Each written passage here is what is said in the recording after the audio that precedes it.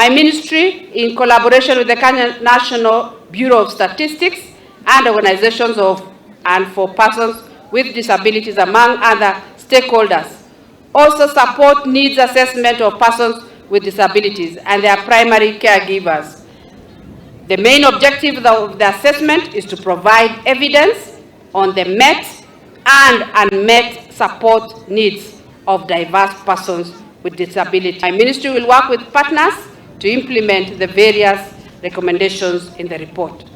Another great milestone in the disability fraternity is the onboarding of the registration of persons with disabilities on the e-citizen, in line with the government's directive to digitize public services to enhance service delivery and efficiency.